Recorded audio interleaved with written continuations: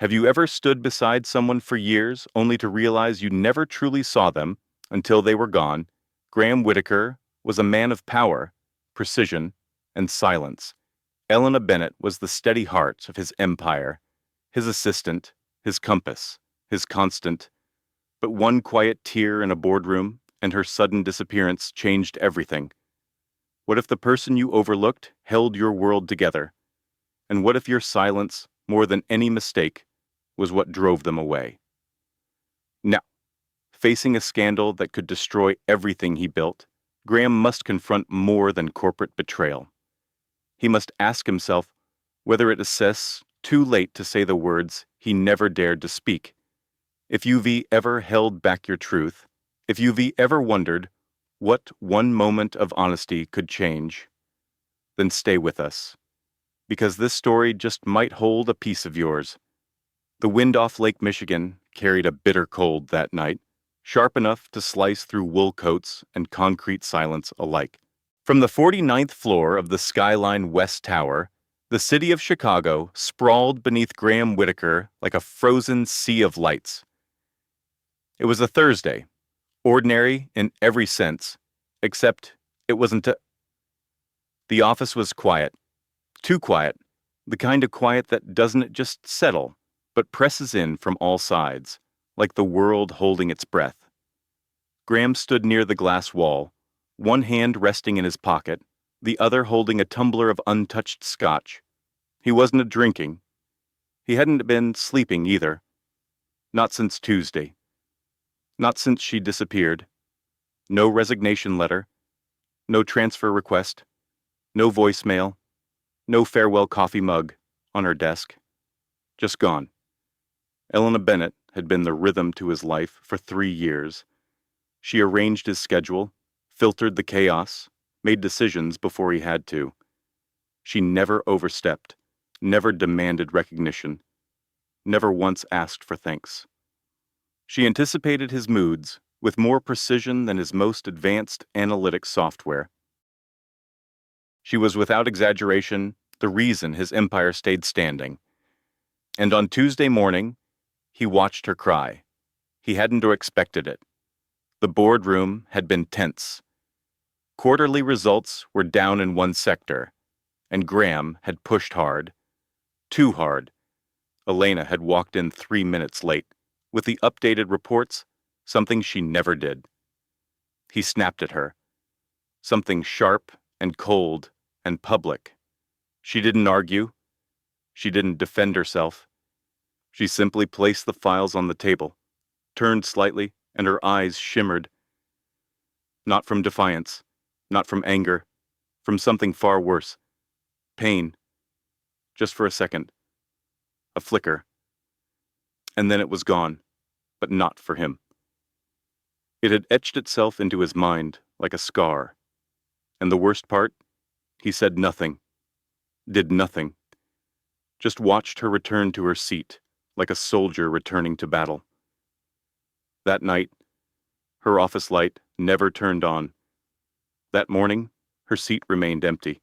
By Wednesday, the temporary assistant arrived, a nervous young woman from HR, with trembling hands and no sense of rhythm. The coffee was wrong. The calendar was late. The notes were sloppy. By Thursday, Graham stopped pretending it didn't bother him. He turned from the window and glanced toward the door of the small corner office that had once pulsed with quiet precision.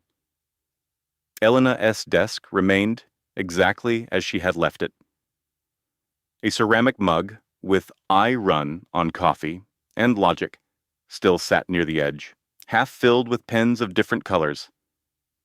Her notepad lay open, mid-sentence. He had tried to call her. Once, no answer. He could have sent an email, but what would he say? Why did you leave, even now? The question felt too raw, too exposed. He had built his life on control. And control had no room for uncertainty or emotion. Yet here he was, in the middle of an empire he had built from nothing. And all he could think about was the woman who had walked out of his life without a word. He sat down at his desk. The leather chair creaked under him, a familiar sound in an unfamiliar world. The numbers on his monitor blurred. Memos, projections, merger drafts. They all meant nothing tonight. What had she needed in that moment? He asked himself for the 100th time. A kind word, a gesture, a simple acknowledgement. He had failed, and what stung wasn't it, just the silence she left behind, but the realization that she had been carrying far more than Ida ever allowed himself to see. Elena had always been steady. She never missed a deadline, never asked for a sick day, never lost her composure, except that one moment, one flicker of vulnerability. And he had ignored it. He leaned back in his chair, staring at the ceiling as if it might hold answers he hadn't found anywhere else. Behind his eyes, memories flickered to life. Her quietly laying out folders for a 7A investor call. The way she once left a protein bar on his desk with a sticky note, "Lunch is not optional." The time she stayed late to walk a nervous intern through a board presentation. Her laugh, rare, subtle, but warm when it came. It wasn't love. Not the kind you confess in movies or wrap in flowers and poetry. No, it was something quieter. A kind of knowing, of presence, of unspoken tethering, and he had severed it. The office lights dimmed automatically at 9:00. Mem. Graham didn't move. Outside, snow had begun to fall light at first, then heavier, softening the edges of the world below. He finally stood, walked to Elena's desk, and sat in her chair for the first time ever. The seat was still warm. On the corner of the notepad, her handwriting read, "Q1 restructure, ask Graham about supplier offset option." Even in leaving, she had left him something to stand on. The irony struck deep. For 3 years, Elena Bennett had been the one to see through his silences, to understand his rhythms, to anticipate his faults. And the moment she had shown hers, he hadn't had the courage to meet her there. 3 years earlier, Elena Bennett had walked into Graham Whitaker's office wearing a navy blue suit that didn't quite fit, and a quiet confidence that did. She hadn't brought a ROI sum on glossy paper or a list of glowing references. What she had brought was clarity. When Geraldine Reese, head of Whitaker Holdings Board of Directors, had recommended her for the executive assistant position, Graham hadn't expected much. He rarely needed people, and when he did, they usually disappointed him. But Elena had stepped into his office that Monday morning, looked him squarely in the eye, and said, "I'm not here to decorate a desk. I am here to keep your world from falling apart. If you want someone to smile politely, I am not the one. If you want someone who thinks 3 steps ahead, who sees what you don't say, and does what you forget to ask for, then I'll stay." He hadn't said much in return, just nodded, and from that moment on, she never left his side. They weren't friends, not in the way people use that word. They never grabbed lunch or shared stories about childhood. Elena never asked about Graham's past, and he never asked why she always left the office by exactly 7:15 p.m. no matter what crisis was unfolding, but something passed between them in the spaces where words didn't live. She was never flashy, never loud. She wore tailored blouses, sensible shoes, and pulled her hair into the same low bun every day. But she knew how to command silence. She didn't need to interrupt to steer a room. A raised eyebrow from Elena had shut down more poor ideas than Graham's direct orders ever had. And when it came to him, she noticed the smallest things. If he rubbed his temples twice before noon, she rescheduled the afternoon meetings. If he stared too long at the stock ticker, she slid a warm cup of black coffee extra strong onto his desk without a word. If he closed his laptop with too much force, she quietly reminded him about breathing exercises, not in a maternal way. In a matter of fact, I know you won, T do this, unless someone makes you weigh. She wasn't afraid of him. That mattered more than he liked to admit. Most people tiptoed around Graham Whitaker, afraid to disappoint or challenge him. Elena didn't. Once, in the middle of a heated strategy session, he'd shot down a proposal with a single cold sentence. The junior analyst had gone pale. Elena had leaned over and said softly, "That is fine. But maybe next time you could leave the freezing to the Chicago wind." He blinked, then almost smiled. Almost. She wasn't trying to soften him. She was just human, and he had gotten used to that. The first time he realized how much she was holding together was the day his father died. Graham had been estranged from the man for years, a fracture left unhealed by pride and old pain. When the hospital called, Graham didn't react. He'd hung up, poured himself a glass of water, and returned to reviewing merger projections.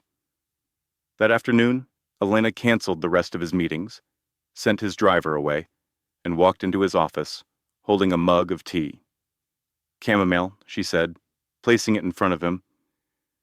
"I figured you wouldn't know where the packets were." He hadn't thanked her. He couldn't. But later that week, when he stood by the graveside in a thin October wind, he'd noticed her in the distance, coat buttoned, hands in her pockets, standing respectfully, silently. She hadn't come as an employee. She'd come because someone had to be there, and that was Elena. In every season, in every storm, she made the impossible manageable. When legal documents piled up, she sifted and flagged only what mattered. When Graham's inbox turned into a battleground of CCD chaos, she filtered and highlighted the one message that would change everything. When he forgot to eat, she left a note beside his mousepad. "Calories R&T, optional. Whitaker." She never asked for more, never hinted at wanting recognition, never once broke professionalism.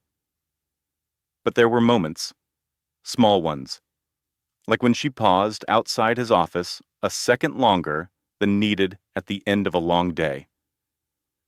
Or the time she stood with her hand on the back of his chair during a particularly brutal investor meeting, grounding him without saying a word. And Graham, though he did never admit it aloud, had started to rely on her. Not just her efficiency, but her presence, her calm, her ability to step into chaos and make it look like choreography. What he didn't know was how much it cost her, how many nights she went home with headaches, how often she skipped dinner to stay late for one more report, how she sent money to her younger brother and kept her phone on silent so no one would hear her arguing with insurance companies in the hallway. Because Elena didn't share. She didn't unload. She just carried, and for a long time, Graham let her. He told himself it was what she wanted, that this was the silent agreement between them.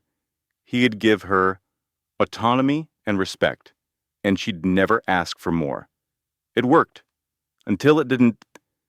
It started with a glitch in the financial dashboard, one of those errors so small and so early in the quarter that no one in the room truly cared. But Graham did. The executive boardroom on the 49th floor was quiet, save for the low hum of the overhead lighting and the slow, deliberate flipping of reports. A gray morning fog pressed against the wide windows, blurring the skyline of Chicago. Graham stood at the head of the table, arms crossed, his voice clipped and precise as he pointed out discrepancies in projected versus actual numbers. Elena Bennett was nowhere in sight. It was 8:06 a.m., She was always there by 7:45. He checked his watch again. When she finally entered, calm, composed, and exactly 3 minutes late, she placed the corrected numbers in front of him without apology. Her bun was slightly looser than usual, her eyes tired. Her shirt, still perfectly tucked, had a faint coffee stain on the cuff. Graham didn't pause. He didn't ask if everything was all right. He simply said, "When you relate, it shows the rest of the company we don't take our own metrics seriously." A small shift went through the room. No one looked at Elena, but everyone noticed. She didn't argue. She didn't flinch. She walked to her usual seat beside the projector controls, folded her hands in her lap, and stared down at the table. Graham kept speaking. EBITDA, Q4 forecasts, logistics in Nevada. But he wasn't listening to himself. His peripheral vision caught it before he let his eyes follow. Her shoulders had stiffened, her fingers, usually so still, fidgeted against the hem of her skirt, and when she blinked, a single tear slipped down her right cheek. It wasn't a sob. It wasn't even a tremble. Just a quiet line of salt water tracing the side of her face as if the pain had been waiting there for months and finally found a crack. No one said a word. Graham looked at her. For a moment, their eyes met, and then he looked away. He didn't know why he did it. Maybe it was instinct. Maybe it was habit.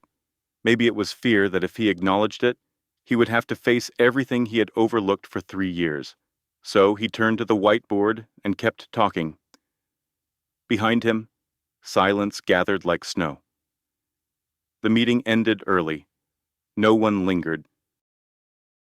Even Geraldine Reese, usually one for post-analysis and corridor politics, simply gave Graham a long, unreadable look and walked out. Elena stood slowly.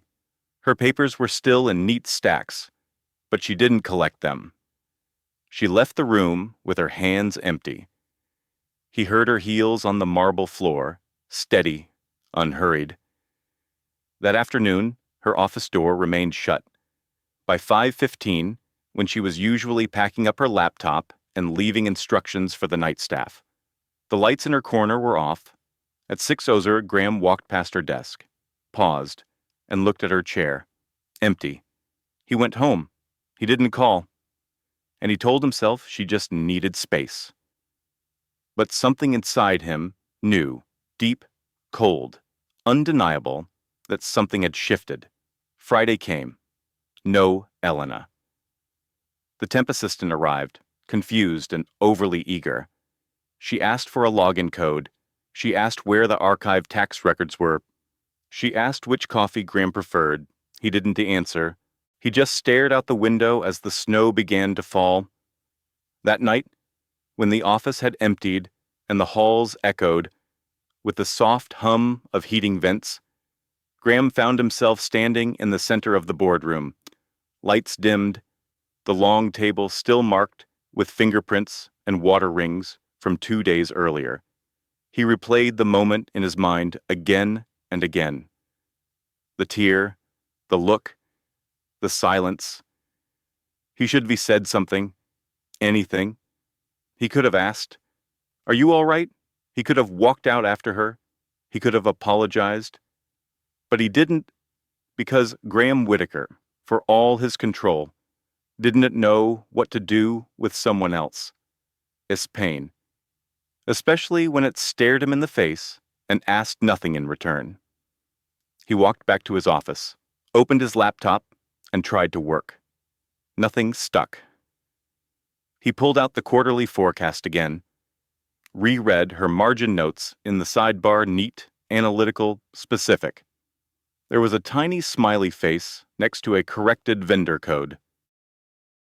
Just once. He'd never noticed it before. At 9:30 po. He finally left. His building echoed with silence, his penthouse darker than usual. He poured a drink, didn't sip it. The glass sat on the windowsill, ice melting slowly in the quiet. By Saturday morning, The snow had hardened on the sidewalks. Salt trucks moved sluggishly through the avenues, and the world seemed duller, like someone had turned down the contrast. Still no word from Elena, no out-of-office message, no calls, no return. By Monday, Graham asked HR to verify her contact information. It was still accurate. Her voicemail still worked. Her apartment was still listed under the same address. But she was gone.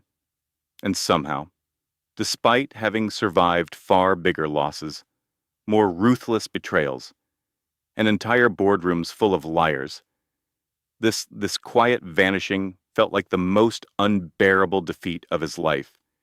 Because Graham Whitaker could handle failure. He just didn't know what to do when someone who mattered simply stopped showing up. Monday morning came, dressed in gray skies and wind that whistled between the buildings, like an old song no one remembered the words to. Graham Whitaker arrived at the Skyline West Tower at exactly 7:05, as he always did, his steps steady, measured, predictable like the rest of his life had always been, except now, nothing felt predictable anymore. Elena Bennett's desk was still unoccupied. He had half expected no, half hoped that she would be there, that she would appear from the elevator like she always did, coffee in one hand, tablet in the other, already ready to brief him before he even sat down. That somehow, the past few days would dissolve into a quiet misunderstanding, a momentary lapse in rhythm, nothing more than a skipped beat in their usually seamless routine. But she wasn't there. Instead, the temp assistant, whose name he still couldn't recall, sat awkwardly behind the desk, nervously tapping at her keyboard, glancing up each time he passed, like a student waiting for her test results. Her presence grated on him, not because she was incompetent, but because she wasn't Elena. She didn't know which calls to ignore, which meetings to delay, which board member needed a compliment before delivering bad news. She asked too many questions. She wrote too many notes. She tried too hard to be visible. Elena had never tried to be anything but essential. By 8 or they, the conference room was prepared for the monthly strategic review.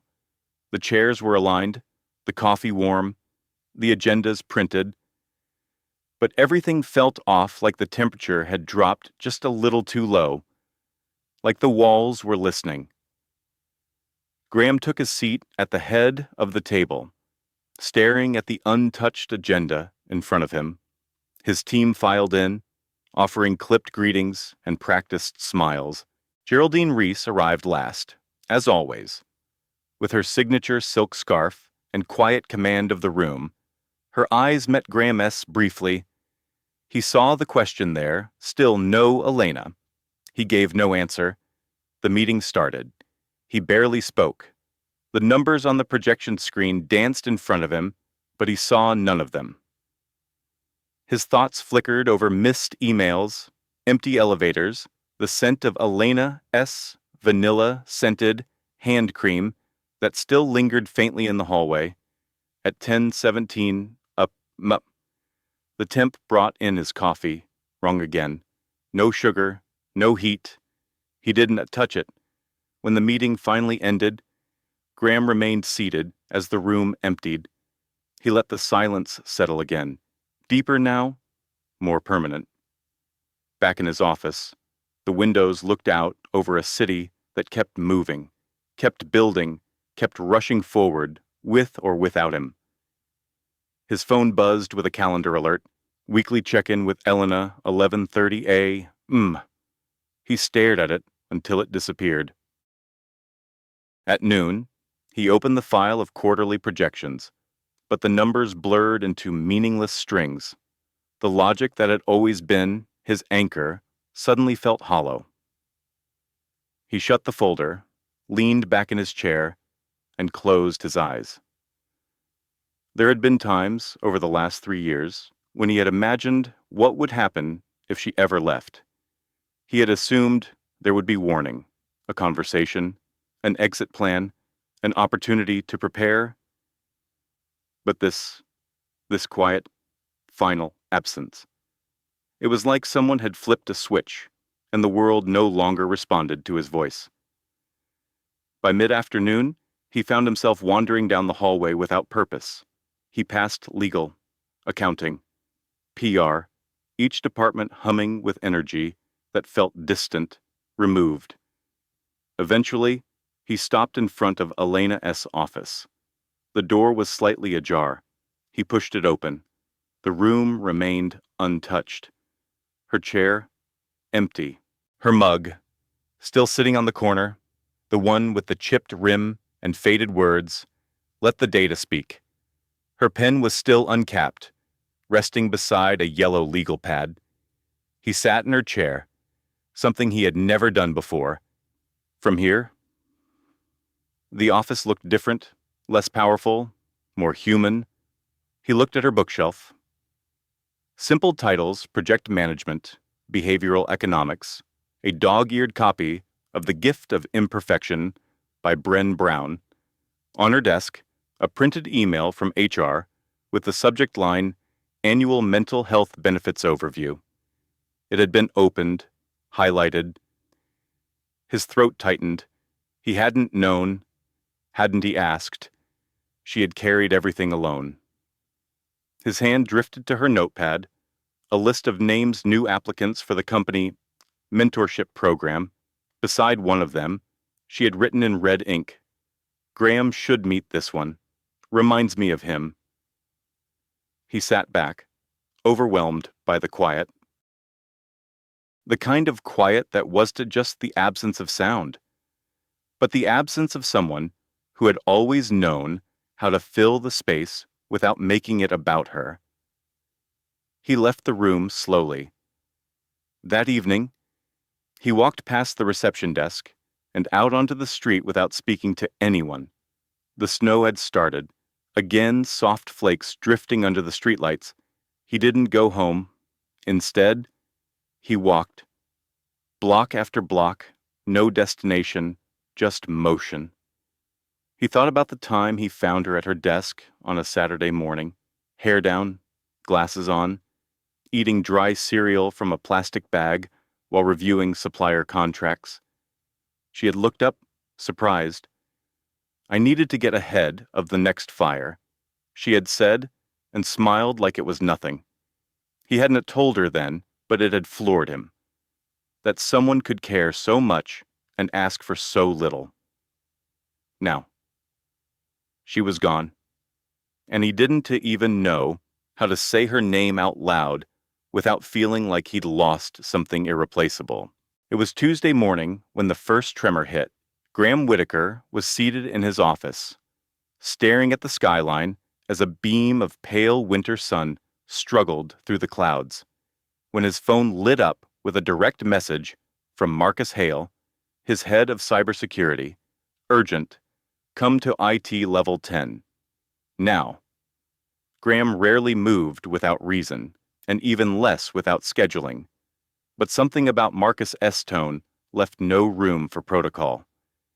By the time he entered the narrow hallway of the IT floor, lined with frosted glass and humming servers, Marcus was already waiting with his arms folded and jaw clenched. He didn't bother with small talk. "We've had a breach." Graham's voice was low. "Define breach." Marcus handed him a printed report, a string of access logs and encrypted IP traces. Sensitive client files were pulled externally, not downloaded.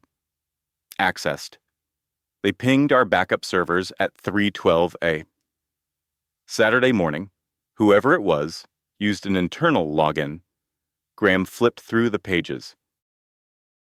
His eyes stopped on a familiar set of credentials, Elena B. Waich. He stared at it for a long moment. "No," he said flatly. "I ran the logs twice," Marcus replied. "It was her ID, no VPNs, no masking, but the access point was outside the building, off-site. Anyone could spoof a login. Not this one." Marcus said quietly. This came from a verified token, the same hardware signature that was tied to her desktop login. That S not easy to fake. Graham remained silent. He had spent days searching for reasons, explanations, anything to fill the void her absence had carved into his world. Now he was being asked to consider something unthinkable, that she hadn't just walked away. She had taken something with her, Marcus continued, more gently now. There's something else. The file names, they were tied to the upcoming Oncothera merger.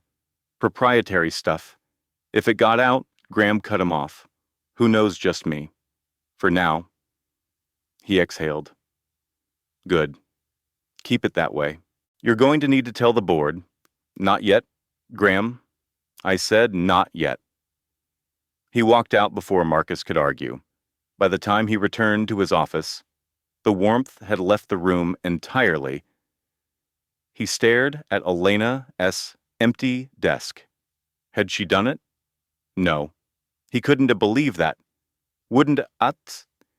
But facts didn't bend for feelings, and the facts now pointed in a direction that made his chest ache with something dangerously close to betrayal.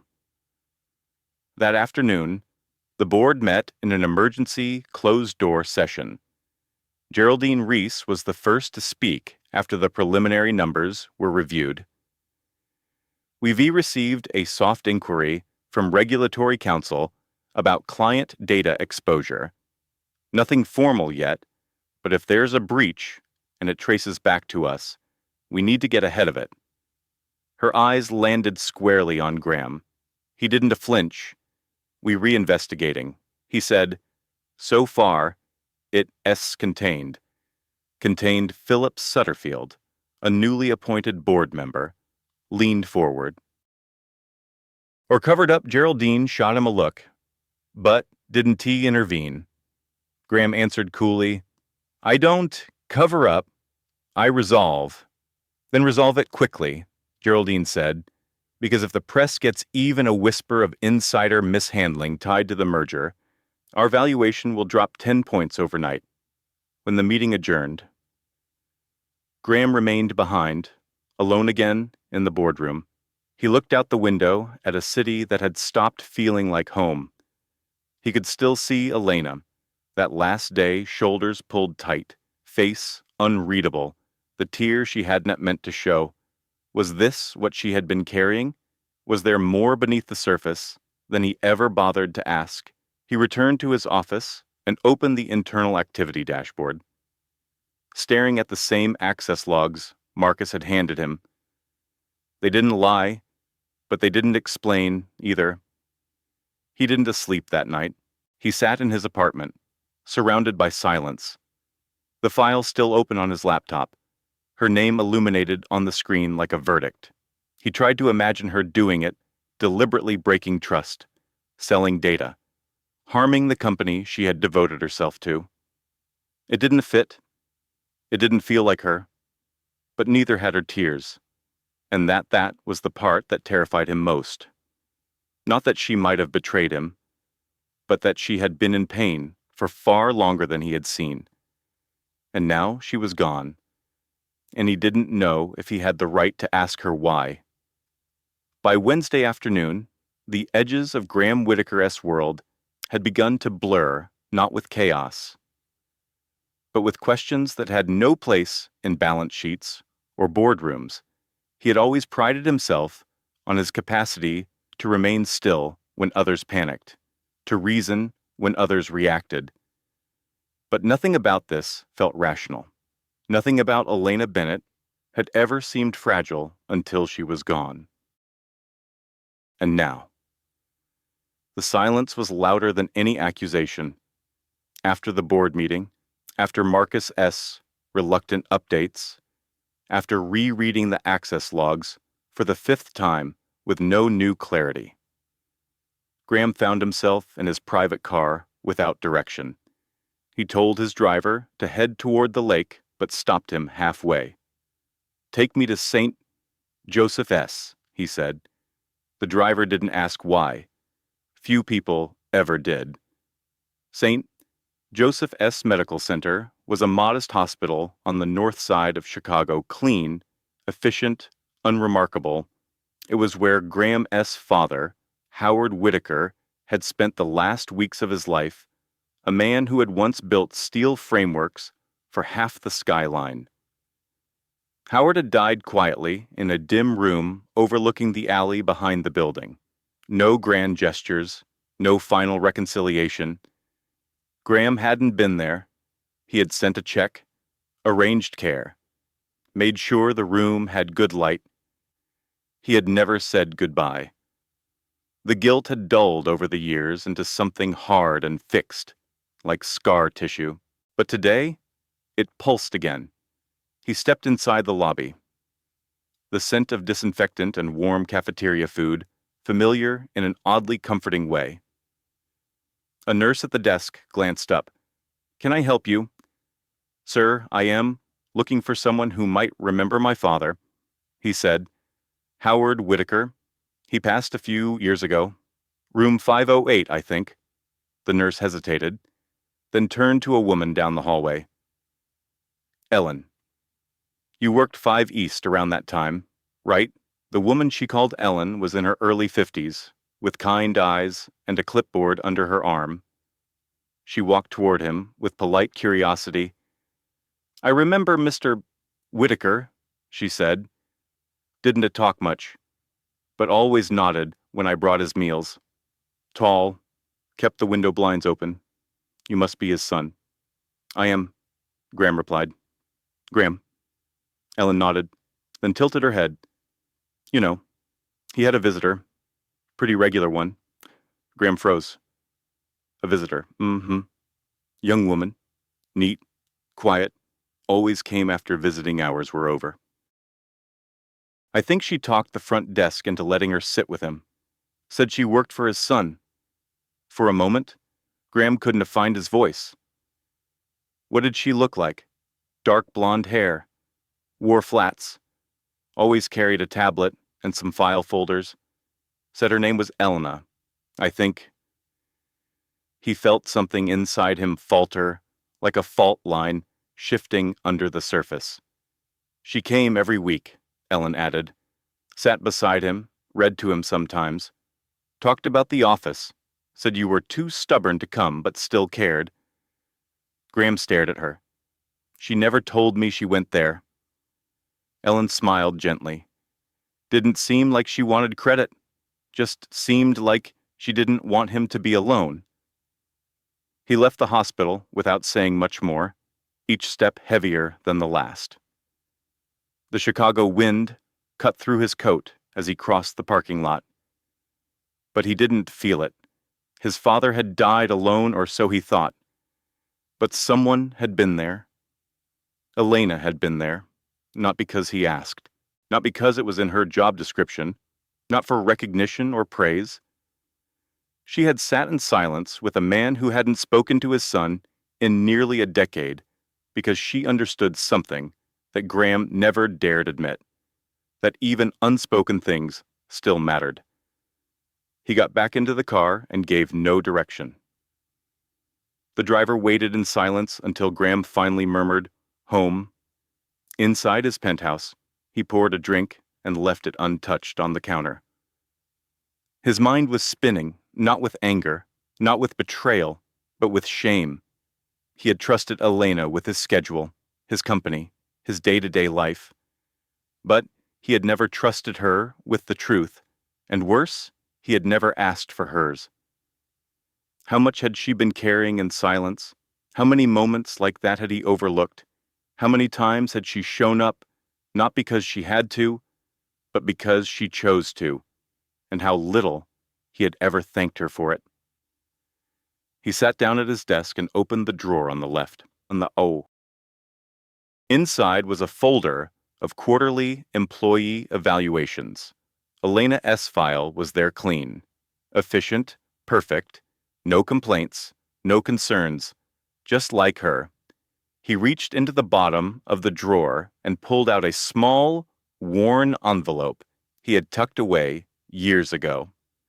It was addressed in careful handwriting to the anonymous donor of the Bennett Scholarship. He had never shown it to anyone. The letter was from David Bennett, Elena's younger brother. Graham had created the scholarship quietly under the Whitaker Foundation's discretionary funds. Elena never knew. It had paid David's full tuition, housing, books, everything. It was the one act of generosity Graham had made, without expecting leverage or loyalty in return.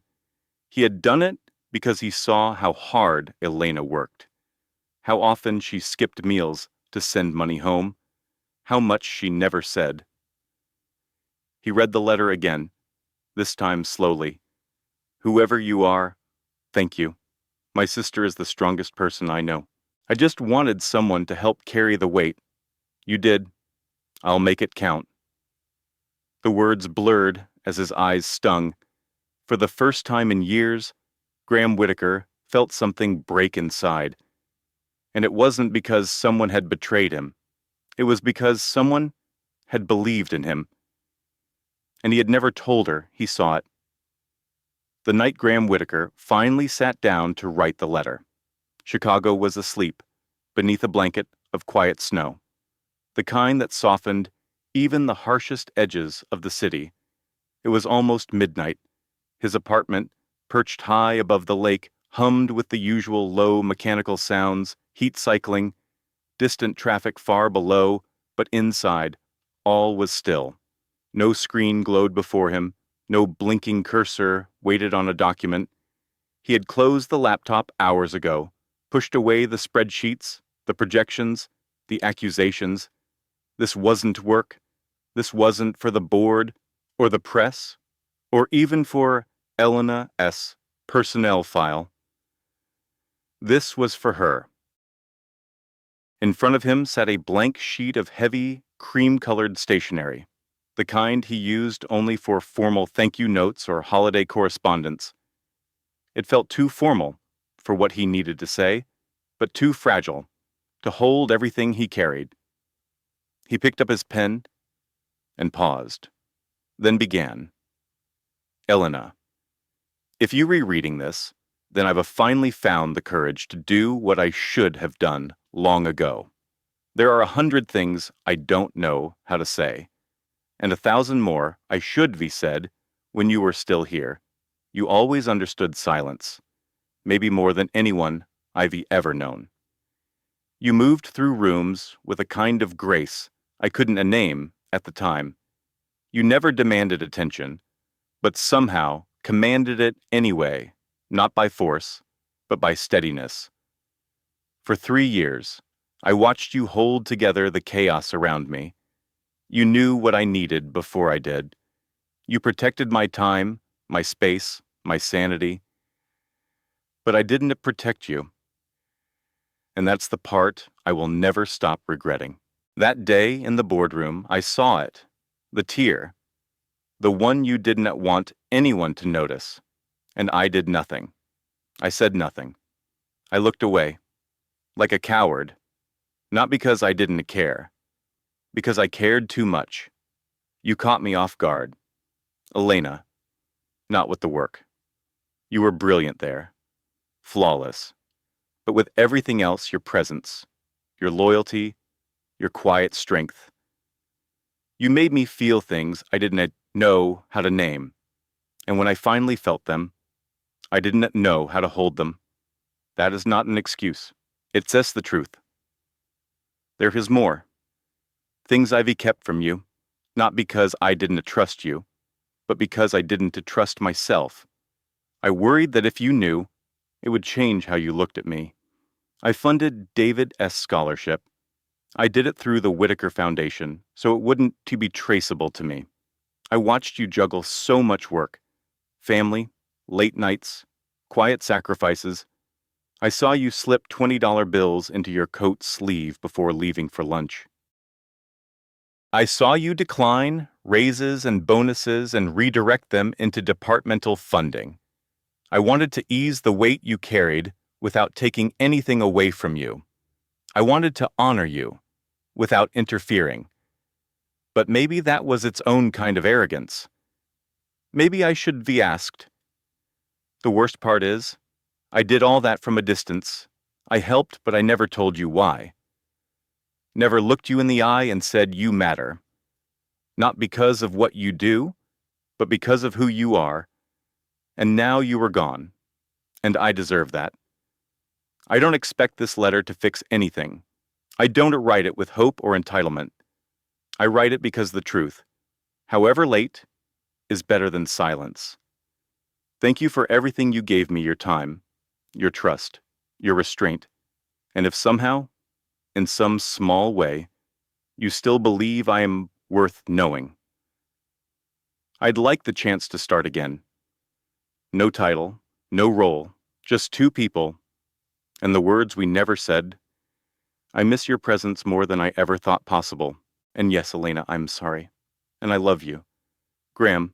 He sat with the letter for a long time after the last word was written, staring at the uneven lines of his own handwriting, the crossed-out words, the water ring, where a drop of scotch had landed and dried.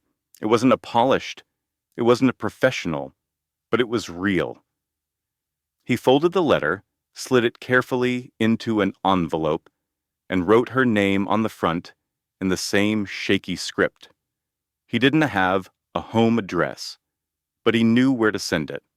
Earlier that day, Marcus had discovered Elena's access card had been used just once in the past week, at the security gate of the Clearview Center, a wellness and recovery space on the outskirts of the city, known for its work with professionals suffering burnout and emotional fatigue. He'd recognized the name. Elena had once added it to the company's mental health provider list. He had never asked why. Now, he understood. Graham sealed the envelope and placed it on his desk. In the morning, he would send it by hand with no messenger, no courier. It was something he had to deliver himself. Whether she read it or not was no longer the point. He had said what needed to be said. And for the first time in a very long time, that had to be enough. The next morning, Graham Whitaker stood alone in the executive boardroom on the 49th floor of the Skyline West Tower, watching as the city of Chicago blinked to life beneath overcast skies. His suit was pressed, his tie straight, but his hands wouldn't stop twitching at his sides. In a matter of minutes, the board would meet again, this time for a final decision. The data breach had grown into more than a quiet whisper. Rumors were leaking. Shareholders were asking questions. The press had begun circling like wolves, sensing weakness. Geraldine Reese had called it a reckoning. And Graham couldn't argue. He had already prepared his statement. Not a defense, not really, just the truth. All of it. He turned from the window as the board members began to enter. One by one, Geraldine, with her usual graceful authority, Philip Sutterfield with his clipped steps and eyes that always sought power before answers, and the rest, each wearing the tired faces of people used to weighing profit over people. They took their seats in silence. Graham remained standing. Before anyone could speak, he placed a thin folder in the center of the table. "This is a copy of the internal investigation report," he said calmly. "It confirms what we suspected: a breach occurred. Access was made using Elena Bennett's login credentials." He paused, watched their faces tighten, but the timestamps, Dante, align with her physical location. "We have verified building logs, keycard entries, and internal server activity. She wasn't even in the building during the time of the breach." Philip leaned forward. "Then how do you explain the credentials?" Graham's jaw flexed. "They were cloned. Someone else used her digital identity, likely someone who knew the internal systems well enough to mask it as legitimate." "And who would have that level of access?" Geraldine asked. "We're still narrowing it down," Graham replied. But I have my suspicions. Philip exhaled. Graham, we don't need suspicions. We need containment. Geraldine raised a hand, quieting the room. Let him finish. Graham glanced at her, grateful for the pause, and then continued.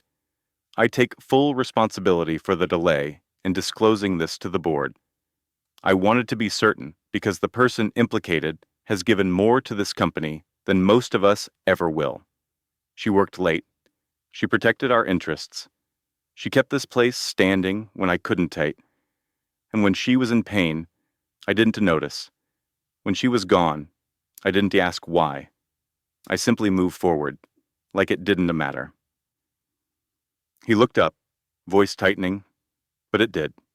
Geraldine's eyes were steady. And if this leak goes public, we'll handle it, he said. Together, transparently. But if the board decides I'm no longer the right person to lead this company, I won to fight it. Just know this firing me, won to fix what made this possible. Distrust did, disconnection did, and I was part of that problem. Silence settled around the table, thick and thoughtful. It was then that the boardroom door opened. Everyone turned, and there, framed by the glass and polished steel, stood Elena Bennett. She didn't look like herself, not exactly. Her hair was down, a few strands tucked behind her ears, and her coat was still dusted with snow. But her gaze was clear, her posture calm. She carried a file in one hand, in the other. Graham's letter, folded and worn. No one spoke as she stepped forward. I am sorry for the interruption, she said, but I believe I have something that might change the course of this discussion. Geraldine gestured toward the table. Please. Elena nodded and placed the folder next to Graham's. This, she said, is a forensic report prepared by an independent analyst I contacted through the Clearview Center. It confirms that the breach was executed through an external IP address using a clone device, one that mimicked my login token. The report also traces the connection to a shell company tied to a known entity, Granger Consulting. Philip sat back, his expression hardening. Yes, Elena continued, eyes steady. Miles Granger. He approached me weeks ago, pretending to be interested in catching up. Said he wanted to collaborate on a startup. What he wanted was access. He used our conversations to build familiarity, then exploited it. She turned to Graham briefly, then back to the board.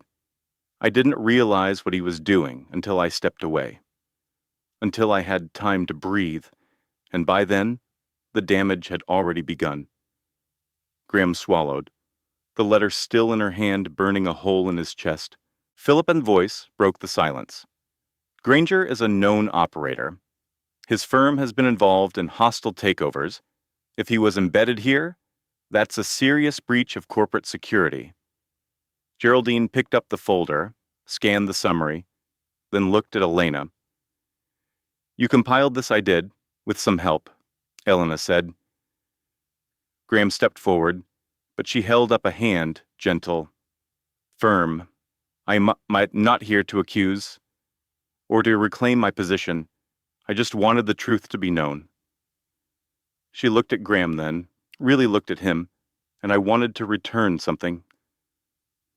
She placed the folded letter down in front of him. You still don't say things the easy way, she said quietly. But I read it. Every word. Graham's voice was hoarse. And I haven't decided yet, she replied. But I came here because I needed to know if I was going to believe you again. You had to stand for something without knowing I'd be there to see it. He nodded once. I did. They stood there, surrounded by silence. Not awkward. Not cold. Just full. Honest. Human. Geraldine looked around the table. I believe the question of Graham's leadership has been answered for now. She rose. The others followed. The meeting adjourned without a vote. As the board members filed out, Philip lingered for a moment, but said nothing. Then it was just Graham and Elena in the room. She turned to leave. He called after her, "Elena." She paused.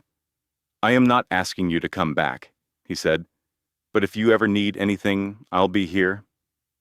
She looked over her shoulder, her expression unreadable. "I know," she said, and then she was gone again.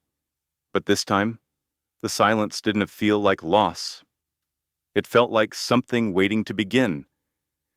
The days that followed, Elena Bennett's unexpected return unfolded like the soft but steady closing of a wound long left open. Inside the towering steel and glass of Skyline West Tower, the pace of work resumed, meetings reconvened, calls were answered, markets moved, but something had shifted beneath the surface, quiet as a change in the air before snow. Graham Whitaker did not reclaim the center of every room as he once had. He no longer barked directives from the head of the table or dismissed discomfort with a glance. Instead, he listened. He paused. He chose his words like someone who had once used silence as a shield and finally understood the damage it could do. Geraldine Reese reinstated the full board oversight process, and Granger Consulting was blacklisted within 24 hours. A formal security audit was launched, and all executive login protocols were updated. The press release was carefully worded. Whitaker Holdings confirms an attempted data breach by external actors. No client data was compromised, and swift internal action resolved the matter. No employees were found culpable. The phrasing had been deliberate. Elena's name was never mentioned. She didn't want it to be. "I am not interested in clearing my reputation publicly," she told Graham when they met briefly in his office 3 days later. "I know the truth." That's enough. But it wasn't tuck enough for him. "I want people to know you saved us," he had said. She had looked at him with tired eyes and offered only a quiet reply. "Then start acting like someone worth saving." That stayed with him. So he did, not through grand gestures or flashy announcements, but in the small, steady things. He personally called Marcus Hale to thank him for his discretion and diligence. He publicly commended the IT team and requested they be awarded internal bonuses, not through HR, but directly by name. He asked the communications department to implement a transparency initiative for all major decisions, and most surprisingly of all, he showed up to a Monday morning mentorship breakfast at 7:30 a.m.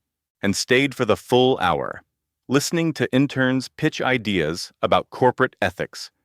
No one recognized this Graham, but they liked him. Meanwhile, Elena did not return to her position. Her desk remained untouched, her chair unoccupied. A new assistant was hired, competent, polite, efficient, but Graham barely interacted with her. He had learned that proximity did not equal presence, and routine could not replace trust. One afternoon, about a week after the boardroom confrontation, Graham stepped into the legal department, unannounced. Thomas Blake, general counsel, looked up from his desk with surprise. "Didn't expect to see you down here. I need a full report on every file Elena accessed in her final 3 months." Thomas raised an eyebrow. "We already cleared her." "Graham?" "I know," Graham said. "This isn't about suspicion." "Then what is it about? I want proof." He answered, "Not that she is innocent, that she was never anything but the backbone of this place." Thomas stared for a moment, then nodded. Later that evening, Graham sat in his office, leafing through page after page of access logs, calendar timestamps, and tracked edits. The level of precision in Elena's work stunned him, not because he didn't expect it, but because he had never stopped to really look. She had caught inconsistencies in supplier contracts, that saved the company tens of thousands. She had flagged legal phrasing that reduced liability margins. She had rerouted a canceled investor meeting to a Zoom call the same day his mother's health took a downturn, something he hadn't even remembered telling her. All of it done without fanfare, without acknowledgement. He closed the file slowly, overcome not with guilt, but with something deeper, a kind of reverence. He looked out the window again, but this time not for answers, just for breath. 2 weeks passed, and then one morning, as winter gave way to the first teasing breath of spring, a new document appeared in his inbox. Subject line, Scholarship Renewal Proposal, Bennett Foundation. At first, he thought it was a misdirect. Then he opened the file. It was from Elena, a full proposal, drafted in her unmistakably crisp language, outlining a plan to restructure the Whitaker Foundation's discretionary funds into a transparent, independently managed scholarship program, one that would serve underprivileged students in the Midwest, particularly those with family caregiving responsibilities. It wasn't about David Bennett anymore. It was about others like him. There was no note attached, no signature flourish, just the file, waiting. At the bottom of the last page, a sentence stood alone. If we going to rebuild, let us make it mean something. He sat back, letting the words settle. Later that evening, he responded simply, yes. Let's. And for the first time since she left, Graham Whitaker didn't feel like a man recovering from loss. He felt like a man beginning again. The ballroom had not changed, same gilded chandeliers hanging like crowns of old gold, same floor-to-ceiling windows framing the Chicago skyline like a living painting, same quiet jazz weaving through the air like silk. And yet, for Graham Whitaker, everything about it felt different. It had been exactly 1 year since the night that shattered the rhythm of his life. 1 year since Elena Bennett had vanished without a word, and 1 year since she returned, not with an apology, but with clarity, evidence, and a mirror to his own silence. He stood near the back of the room now, his bourbon resting in his hand, untouched. The crowd around him hummed with polite laughter and clinking glasses. Foundation donors and corporate executives moving through conversations as if they had never feared losing everything. And perhaps they hadn't, but he had. He wore no tie tonight. The gray now streaking his hair was no longer hidden. The sharpness in his jaw had softened with time, but not with weariness. With peace, hard-earned, but real. Across the room, laughter rose from a small group of young interns near the buffet. Among them stood Elena Bennett, dressed in a deep navy dress, simple, clean, elegant, like always.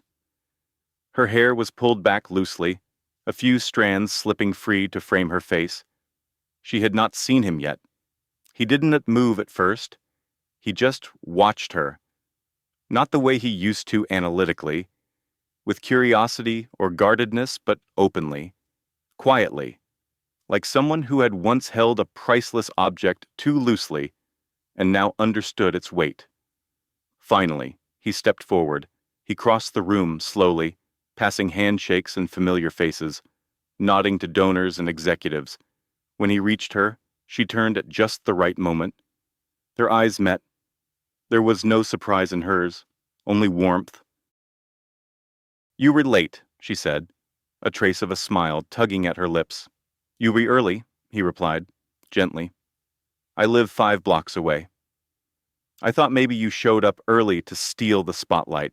She tilted her head. "You gave that up the day you let a junior analyst deliver the keynote. Don T, remind me," he murmured. "I am still recovering." She laughed quiet, but full, and for a long second, Neither of them said anything. "You look good," she said finally, not teasing, just simple and true. "So do you," he answered. They stood like that, side by side, amid the noise of a world that had kept turning, but slower now, more mindfully. "I saw the new scholarship list," she said.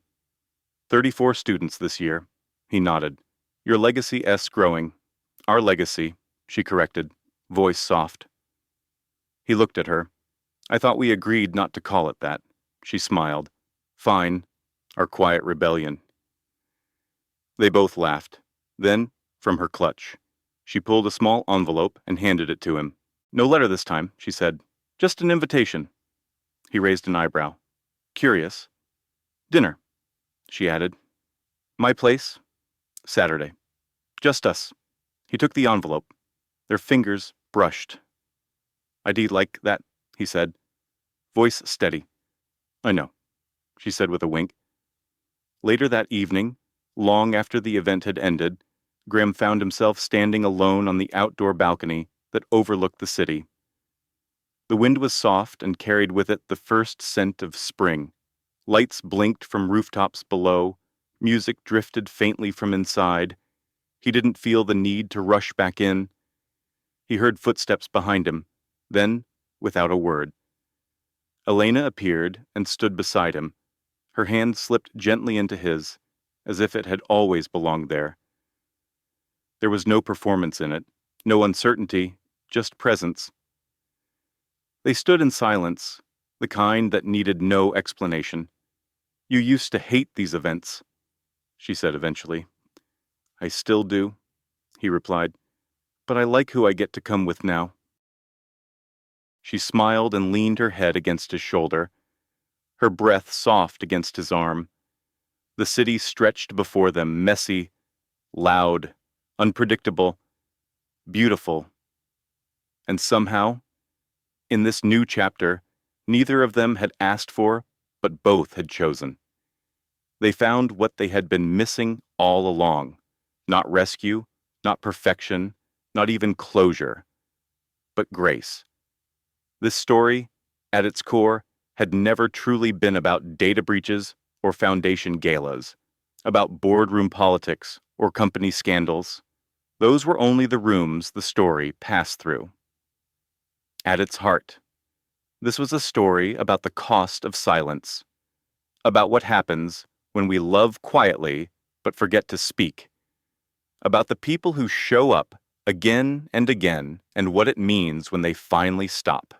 Graham Whitaker had learned, through pain and delay, that actions matter, but so do words. And Elena Bennett had discovered that you can give everything to someone, but sometimes the most powerful thing you can give yourself is permission to leave. And then, if the time is right, permission to return, not because you were asked, but because someone finally had the courage to say, "I see you, you matter, please, stay." There comes a time in life when we stop chasing noise and start listening to what was never said. This story reminds us that silence, though sometimes necessary, can also be a wall, especially between people who care for each other deeply, but don't know how to show it. Graham and Elena's journey isn't just about loss or misunderstanding. It is about the quiet cost of withholding words and the courage it takes to say them before it's too late. For those of us who have spent decades building, protecting, sacrificing it, it's easy to believe that love should be understood without being spoken. That presence is enough. But the truth is, sometimes the people beside us need to hear, clearly and without hesitation, "You matter. I see you. Thank you." This story invites us to reflect not only on the relationships we've lost, but the ones we can still mend. It teaches us that healing doesn't always come from grand gestures, but often from a single, honest moment. And it reminds us it is never too late to reach across the silence and choose love. Again, thank you for spending your time with this story. If it touched something in your heart or reminded you of someone you've known, please consider giving it a like, sharing it with someone who might need it, and subscribing to our channel. Every click helps us continue bringing stories that matter to life. Until next time, take care of yourself and the quiet hearts around you.